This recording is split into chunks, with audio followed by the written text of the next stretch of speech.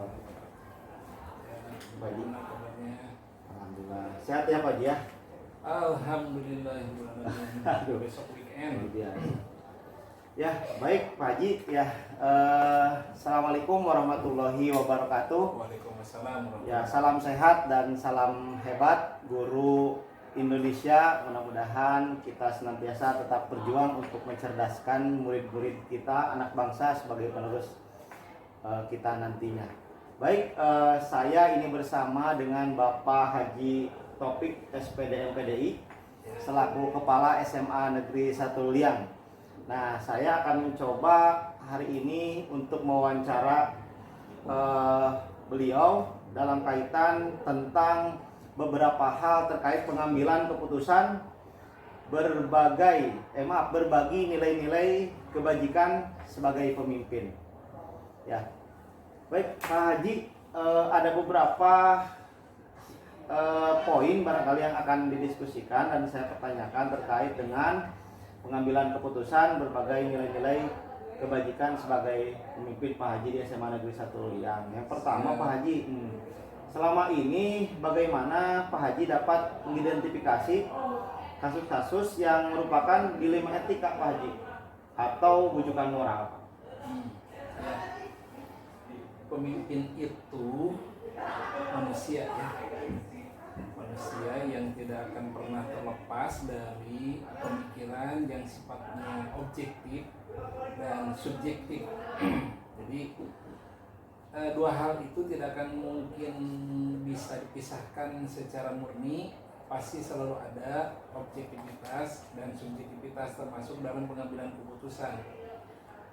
Dilema etika atau bujukan moral itu hampir dipastikan selalu ada ketika mengambil keputusan, selalu ada, karena memang sekali lagi pemimpin itu adalah manusia, baik dilema etika yang menyangkut masalah pribadi diri sendiri maupun menyangkut orang yang akan diambil keputusannya. Betul. Ya, terus nih selama ini Pak Haji nih, bagaimana Pak Haji menjalankan pengambilan keputusan di sekolah misalkan, terutama untuk kasus-kasus di mana ada dua kepentingan yang sama-sama benar atau sama-sama mengandung nilai kebajikan? Ya, yang pertama biasanya kalau mengambil keputusan itu ada risiko. Kalau misalkan dua-duanya benar, maka yang diambil adalah risiko yang terendah. Jadi kalau misalnya, saya masih ingat filosofi peperangan siapa yang di Cina itu, kalau memungkinkan untuk menghindari perang, maka hindari perang. Tapi kalau tidak memungkinkan dihindari perang, maka lakukanlah peperangan dengan korban yang paling sedikit. Nah, biasa juga filosofinya. Ada peperangan di Cina itu, lupa namanya. Jadi begitu.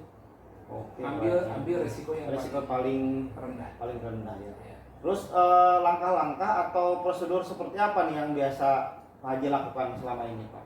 Ambil keputusan tadi, dilema etika atau bujukan moral tadi Pak? Seorang pemimpin pasti tidak akan lepas dari bantuan staf atau bawahannya. Kemudian dalam mengambil keputusan dia tidak mungkin bisa berdiri sendiri, harus mencari data-data yang mendukung untuk pengambilan keputusan itu. Data-data itu pertama masalah regulasi atau aturan yang berlaku. Misalnya ginilah contohnya, ambil contoh. Ada seorang karyawan yang usianya sudah melebihi batas usia usia boleh dikaryakan, boleh dipekerjakan. Kalau misalkan usianya melebihi usia 58, maka karyawan itu tidak bisa diberi kesejahteraan dari BOPD misalkan seperti itu. 58 itu TU berarti Pak ya? Iya. TU. Nah, kalau misalkan ternyata tetap kita butuhkan, ini kan ada dilema di sini. Di satu sisi tidak boleh, secara aturan tidak boleh, tapi di sisi lain masih membutuhkan dan penggantinya sulit. maka saya ngambil tetap akan dikaryakan dengan mencari pembiayaan dari yang lain, misalnya pembiayaan dari sumbangan orang tua, begitu. Jadi seperti melanggar aturan tapi sebetulnya tidak, sambil mencari atau menunggu pengganti yang lebih kompeten. Iya. Begitu. Berarti emang kadang-kadang keputusan sulit tapi emang harus diambil Pak Haji ya. Harus Diambil. Terus Pak Haji, hal-hal apa saja yang selama ini Pak Haji anggap efektif misalkan dalam pengambilan keputusan pada kasus-kasus dilema etik yang sudah terjadi Pak? Yang pertama, jangan terlalu kepedean. Jadi jangan menganggap bahwa saya itu sudah bisa mengambil keputusan sendiri tanpa meminta pendapat dari orang lain. Harus minta pendapat dari orang lain, terutama dalam lingkaran manajemen. Sebagai membanding Pak Haji. Sebagai pemberi masukan. Sebab satu kepala, satu pikiran, satu pendapat. Tapi dua kepala bukan dua pikiran, bukan dua pendapat, tapi bisa 1000. Bisa 1000. 3 bisa 1.000.000 dan sebagainya. Jadi ketika satu orang bingung, maka ditambah satu orang bingung ditambah satu orang bingung belum tentu jadi dua bingung, tapi justru bisa menjadi dua solusi. Ya. Itu 3 orang bingung berkumpul maka bisa jadi 3 solusi. Jadi makanya ketika saya mengambil keputusan pun saya minta pendapat dari lingkaran manajemen dulu. Ketika misalnya belum ketemu juga, maka cari ke bawah lagi, guru, TU. Bila perlu, kenapa tidak meminta pendapat dari siswa warga, siswa barangkali. Terus nih Pak Haji, hal-hal apa saja nih yang selama ini merupakan tantangan dalam pengambilan keputusan pada kasus-kasus tadi dilematik tadi Pak? Satu kasus maksudnya? Ya. Ya menyangkut masalah masalah guru, karyawan, kemudian siswa, itu sama. Ketika kasus-kasus menyangkut 3 komponen yang ada di sekolah itu juga pasti mengandung dilema etika. Misalnya gini, ada pernyataan dari salah satu teman, jangan terlalu mudah menerima karyawan titipan misalkan dari guru yang mau pensiun, gitu. Saya punya pendapat, kenapa tidak? Kalau misalnya memang orang itu dibutuhkan. Secara dilema etika, kita menerima titipan itu seolah-olah KKN. Tapi kalau kita melihat profesionalisme, dia punya kompetensi, punya ijazah sesuai dengan bidangnya, punya kemampuan, kenapa tidak kita rekrut juga gitu. Ada harapan di situ, berharap mudah-mudahan ketika dia memang orang tuanya dulu kerja di sini kemudian pensiun, ada harapan ketika mau bekerja atau bekerjanya kurang bagus, kita tinggal tegur dia. Kalau misalkan tidak berhasil, kita tegur dianya, orang tuanya yang menyampaikan, Pak, anak bapak kurang bagus nih kerjanya, tolong dikasih gitu. Tadi Pak Haji mengatakan dengan banyak harapan Pak Haji ya, artinya bisa lebih baik gitu ya. Tetapi juga mungkin akan muncul tantangan Pak Haji, atau dari keputusan itu bahkan bisa mengancam Pak Haji juga gitu, karena melanggar aturan dan sebagainya gitu. Sebetulnya tidak bisa disebut melanggar aturan juga. Kalau misalnya kalau misalkan di satu sekolah guru bahasa Indonesia sudah ada 5, tidak dibutuhkan lagi, tapi ada yang maksa masuk di satu orang kita terima, itu melanggar. Tapi kalau misalnya guru bahasa Indonesia adanya 3, butuhnya 5 misalnya. Nah, kebetulan tidak ada yang mendaftar atau melamar, terus ada anak guru yang kesini, nah itu kita terima. Kebetulan ijazahnya juga, latar belakangnya juga bahasa Indonesia, kenapa tidak? Itu bukan pelanggaran sebetulnya, dan tidak bisa disebut KKN. Kalau KKN itu ketika misalkan ada banyak yang melamar, kemudian yang kita pilih yang itu. Oke gitu Pak. Dan itu jawaban ketika misalkan ada yang mengatakan kenapa ini diterima, wah mentang-mentang anak guru, enggak. Kita melihat kebutuhan, kemudian kita melihat juga kompetensi, profesionalisme. Nih Pak Haji, terus apakah Pak Haji memiliki sebuah tata kelola atau jadwal tertentu Pak dalam sebuah menyelesaikan kasus dilema etik? Terus apakah ada juga Terus apakah langsung menyelesaikan di tempat atau memiliki sebuah jadwal untuk menyelesaikannya? Gitu, Pak. Iya. Ketika ada kasus itu misalkan langsung diselesaikan atau Dilema etika itu kan muncul tidak mesti harus terjadwal. Kadang-kadang muncul ujung-ujung gitu ya.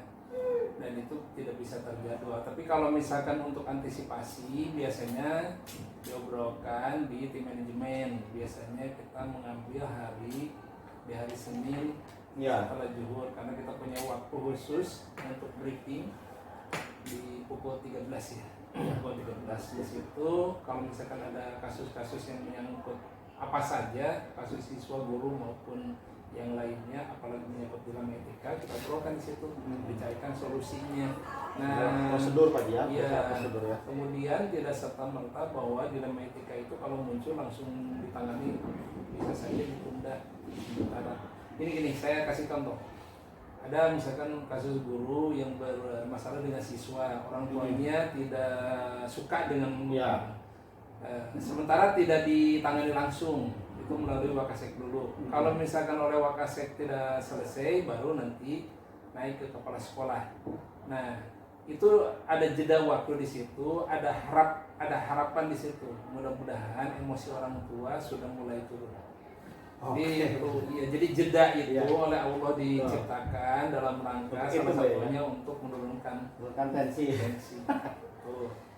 Baik Pak Haji, yang berikutnya nih, adakah seseorang atau faktor apa yang selama ini mempermudah atau membantu Pak Haji dalam mengambil keputusan dalam kasus-kasus dilema etika tadi Pak? Ya, di sujud terakhir selalu ada doa yang sering dibacakan oleh saya selain doa Subhana rabbiyal a'la wa bihamdi, ada di situ yang doa yang sering baca Rabbi shrah li sadri wa yassir li amri wahlul 'uqdatam min lisani yafqahu qawli. Malah seringnya di situ Rabbi shrah li sadri wa yassir li amri dimudahkan. Jadi saya lebih yakin, saya lebih baik pertama minta tolong kepada Allah melalui doa. Oke, baik. Dan yang kedua orang tua ya. Yang ketiga keluarga. Terakhir barangkali ini pertanyaan terakhir. Terus dari semua hal yang telah tadi disampaikan Pak Haji, terus pembelajaran apa yang dapat Pak Haji petik dari pengalaman Pak Haji mengambil keputusan dalam etik Pak, yang sudah pengalaman tadi?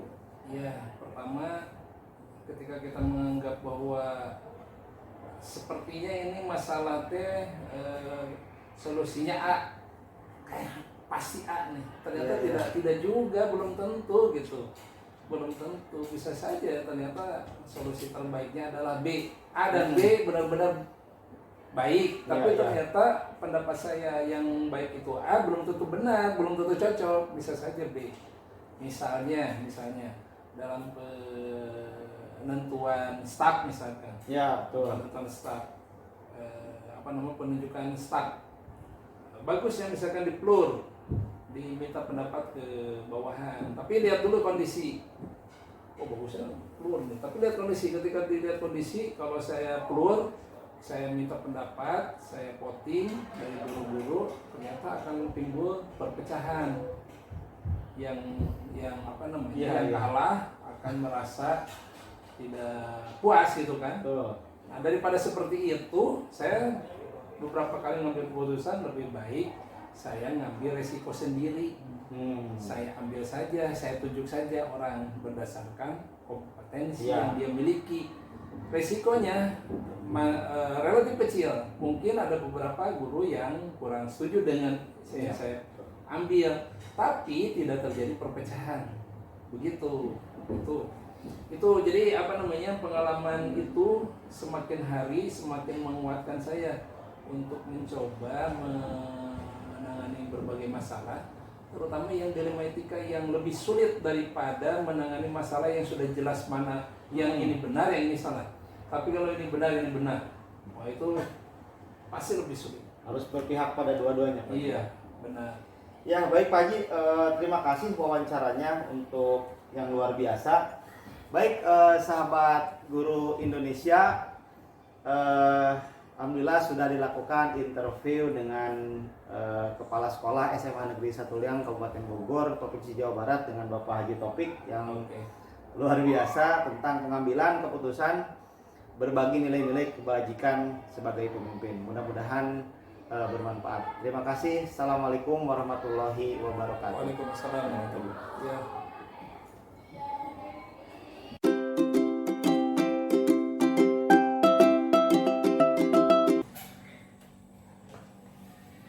Baik, assalamualaikum warahmatullahi wabarakatuh. Waalaikumsalam. Ya, salam sehat dan salam bahagia Guru Indonesia. Saya Maulana Yusuf, CGP Angkatan 8 dari SMA Negeri Setuliang Kabupaten Bogor. Pada kesempatan kali ini akan mencoba bercakap-cakap atau mewawancara salah satu kepala sekolah Madrasah Muallimin Muhammadiyah Luliang Kabupaten Bogor. Nah, pada kesempatan ini saya akan mewawancara terkait dengan pengalaman beliau tentang bagaimana pengambilan keputusan berbasis nilai-nilai kebajikan sebagai pemimpin. Nah, di hadapan saya sudah ada Bapak Dede Muslimin, MPD Pak ya, selaku kepala sekolah. Pak, mohon maaf nih mengganggu waktunya Pak ya. Ada beberapa hal yang ingin saya coba komunikasikan dengan Bapak terkait pengalaman Bapak terkait dengan pengambilan keputusan berbasis nilai kebajikan sebagai pemimpin. Ada beberapa pertanyaan Pak sebagai pertanyaan pemantik. Baik Pak, pertanyaan yang pertama adalah selama ini Pak, bagaimana Bapak dapat mengidentifikasi kasus-kasus yang merupakan dilema etik atau bujukan moral Pak di sekolah Bapak? Ya, jadi kalau berbicara kasus-kasus atau permasalahan-permasalahan di lembaga pendidikan memang banyak ragamnya ya, sehingga memang kadang-kadang ini bersinggungan dengan siswa, dengan orang tua, atau memang dengan guru gitu ya, sehingga memang perlu kita klasifikasikan itu apakah ini memang sifatnya mendesak harus kita selesaikan, apakah terkait juga dengan misalnya pelanggaran-pelanggaran yang sudah ada di dalam tata tertib, baik tata tertib guru ataupun tata tertib siswa, sehingga dalam pengambilan kebijakan pun itu kita sesuaikan dengan levelnya masing-masing gitu. Terus Pak, bagaimana Bapak menjalankan dalam pengambilan keputusan di sekolah tadi, terutama untuk kasus-kasus di mana ada dua kepentingan nih Pak, yang sama-sama benar, ya atau sama-sama mengandung nilai kebajikan Pak? Ya, memang kasus-kasus seperti ini memang agak langka ya, tetapi memang sering kita hadapi, artinya intensitasnya tidak seperti kasus-kasus siswa. Beberapa kasus seperti ini memang pernah kita tangani, dan ini lebih kepada konflik antar guru ya, sehingga ini kan menimbulkan kadang-kadang ya tadi disebut dengan dilema ini dengan pengambilan keputusan yang akan kita lakukan. Tetapi pada akhirnya ya apapun konsekuensinya, bagaimanapun kondisinya, di tengah kebingungan, di tengah kebimbangan, tetap harus ada sebuah keputusan. Tentunya memang ya itu tadi ada beberapa langkah-langkah yang harus kita lakukan sebelumnya. Ya. Ada contoh kasus barangkali Pak?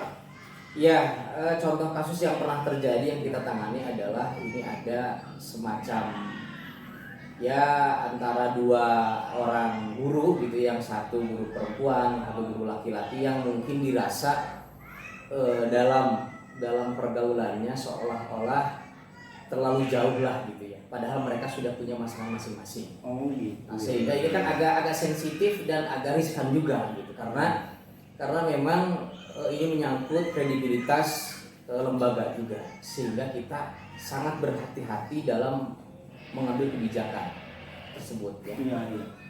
Terus Pak, dari kasus itu Pak, langkah-langkah yang dilakukan oleh Bapak biasanya seperti apa Pak? Oke. Biasanya ini kan berangkat dari beberapa laporan-laporan dari guru-guru biasanya. Nah, sehingga kita dalam hal ini ketika kita melaksanakan langkah yang hati-hati itu, kita panggil dulu. Kita panggil biasanya yang bersangkutan ya secara terpisah, biasanya secara terpisah. Untuk apa? Untuk menggali informasi yang mendalam dan yang melatar belakangi kenapa ini bisa muncul ke permukaan ini karena apa gitu. Nah, sehingga langkah yang pertama tadi kita gali informasi, kemudian kita cross check nih, sehingga kita tidak menelan mentah-mentah lah informasi yang didapat, karena zaman sekarang kan khawatir ya, salah sedikit saja kita melakukan keputusan juga efeknya juga fatal, sehingga ada proses tabayun di situ, ada konfirmasi begitu. Terus biasanya langkah efektif apa yang diambil Pak untuk menyelesaikan kasus yang langkah berikutnya selain langkah-langkah yang tadi, yang kemarin kita lakukan adalah kita libatkan juga pihak keluarga, karena ini kan menyangkut dengan nama keluarga juga. Ketika kondisi seperti ini, saya panggil juga suami dari guru tersebut, kita panggil juga istri dari guru tersebut. Nah, sehingga ini kan supaya langsung selesai begitu ya. Jadi setelah informasi yang mendalam, kemudian kita libatkan juga keluarga, kemudian juga di tataran pimpinan. Nah, ini baru kita bermusyawarah langkah apa yang akan kita lakukan, sehingga tidak terkesan ini hanya keputusan oleh satu orang atau satu pihak. Nah, sehingga kita butuh banyak masukan, butuh banyak orang yang bisa kita ajak musyawarah. Dalam hal ini adalah pimpinan di madrasah tersebut. Ya Pak, tentunya Pak dalam pengambilan keputusan apa tadi yang menyangkut dilema etik tadi Pak ya, ada beberapa tantangan Pak pasti ya, yang akan yang mungkin Bapak hadapi ya selama ini. Itu biasanya berupa apa tuh Pak tantangan? Ya, tantangan yang ada memang jadi ada hal-hal yang memang stigma negatif ya dari keputusan-keputusan kita, sehingga seolah-olah kita mungkin berat sebelah dan sebagainya karena faktor kedekatan, faktor teman. Kadang-kadang ada saja seperti itu, tetapi bagi kita itu kan hanya bagian dari dinamika saja, tapi ujungnya atau goalnya ini kan ada sisi-sisi keadilan gitu ya, artinya ada kebijakan yang tepat ya, pertimbangannya kan banyak hal. Ketika kita mengambil keputusan secara saklek misalnya, ini juga kadang-kadang imbasnya nggak baik juga gitu, sehingga banyak faktor lah yang harus kita pertimbangkan. Tetapi pada prinsipnya bagi kami adalah karena ini keputusan kebijakan, maka kemaslahatan yang harus didahulukan. Sehingga kalau kita timbang-timbang misalnya nih, nah kita milih yang memang madoratnya lebih sedikit lah daripada madoratnya yang banyak. Jadi ya kita menggunakan prinsip seperti itu saja. Karena mungkin ya kebijakan kita yang kita anggap benar juga belum tentu di mata yang lain juga itu dianggap benar juga. Bisa saja mungkin sebaliknya. Tetapi sebisa mungkin kita sampaikan secara lugas bagaimana proses dari pengambilan kebijakan itu. Nah Pak, biasanya ketika kasus muncul itu Pak ya, biasanya Bapak nih menangani itu secara langsung ketika kasus itu ada, atau emang udah ada jadwalnya Pak? Misalkan ada misalkan briefing mingguan, harian atau bulanan gitu untuk menyerap beberapa permasalahan yang muncul Pak. Iya, memang kami di tataran pimpinan itu ada evaluasi berkala, itu sifatnya pekanan, ya biasanya di hari Sabtu, di hari pertama kami masuk sekolah. Memang liburnya Jumat Pak ya? Ya, liburnya Jumat, memang Ahad untuk pengembangan diri, fokus ke ekskul ya. Gitu. Sehingga kita Sabtu itu akan lebih banyak menggali informasi terkait dengan kelembagaan secara internal. Kalau Senin biasanya orang-orang itu juga sama briefing, tapi kita kalau Senin itu lebih kepada hal yang sifatnya eksternal gitu ya. Gitu. Jadi untuk Selasa ini kita akan evaluasi itu bagaimana kondisi anak, perkembangan anak, ada tidak misalnya permasalahan dari pihak orang tua, baik itu keluhan ataupun hal-hal lain, termasuk misalnya dari internal kita, stakeholder yang ada, termasuk guru di dalamnya.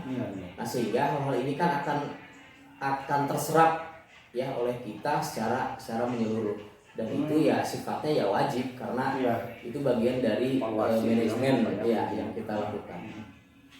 Terus nih Pak, kira-kira ada nggak Pak misalkan seseorang gitu, atau faktor apa yang selama ini mempermudah atau membantu Bapak nih dalam pengambilan keputusan kasus dilema tadi yang Bapak sampaikan tadi, kadang-kadang melibatkan pimpinan gitu ya, bahkan melibatkan siapa di atasnya, barangkali siapa gitu. Betul.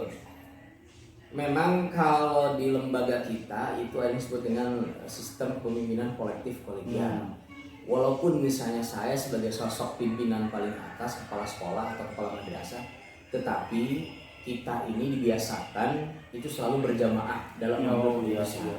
Sehingga kalau ada kebuntuan-kebuntuan itu, maka kita harus musyawarahkan dan kita minta pendapat kepada orang-orang yang dianggap oleh kita lebih mampu atau lebih bijak. Ya contoh misalnya dari mantan-mantan kepala yang pernah memimpin lembaga kita yang memang sudah banyak pengalamannya, sehingga petuah-petuah dari atau nasihat-nasihat dari para orang tua pun itu menjadi menjadi pertimbangan untuk kita mengambil kebijakan seperti itu. Gitu. Aduh, lumayan Pak, nih banyak juga nih hal-hal yang Bapak sampaikan tadi terkait dengan pengambilan keputusan. Yang jelas emang keputusan itu harus diharapkan berimplikasi menguntungkan Pak, ya, artinya lebih maslahat lah daripada banyak mandaratnya. Baik Pak, mungkin sudah banyak yang dapat saya ambil dari diskusi ini. Terakhir nih Pak ya, dari semua hal yang telah disampaikan Pak Demus tadi, pembelajaran apa yang dapat Bapak petik Pak? Atau pengalaman apa Bapak yang dapat petik dari kasus-kasus yang selama ini ada Pak? Ya, yang jelas memang menjadi seorang pimpinan atau pemimpin itu tidak mudah ya. Artinya kita harus punya kemampuan lebih dibanding dengan rekan-rekan yang lain, sehingga apapun masalah yang dihadapi itu bisa diselesaikan. Tetapi kuncinya memang kita harus tenang menghadapi semua permasalahan, apalagi ini menyangkut dengan hajat hidup orang banyak misalnya ya. Lembaga juga. Iya, ada lembaga, ada organisasi, betul, ada persyarikatan di sana harus kita jaga, sehingga memang perlu kehati-hatian juga, karena salah langkah sedikit juga ini bisa berimplikasi fatal. Sehingga tadi kita ini harus banyak ya bermusyawarah sih intinya, supaya tidak salah langkah begitu. Ya, baik Pak, terima kasih nih Pak atas jawaban-jawaban yang sudah saya ajukan. Mudah-mudahan ini menjadi pengalaman juga buat saya Pak yang kedepannya gitu. Baik Bapak dan Ibu guru hebat Indonesia, demikianlah percakapan saya bersama Bapak Dede Muslimin MPD selaku Kepala Sekolah Madrasah Muallimin Muhammadiyah Leuliang. Mudah-mudahan ini menjadi pengalaman tersendiri buat kita. Terima kasih, saya akhiri. Assalamualaikum warahmatullahi wabarakatuh. Waalaikumsalam warahmatullahi wabarakatuh. Ya, sama-sama.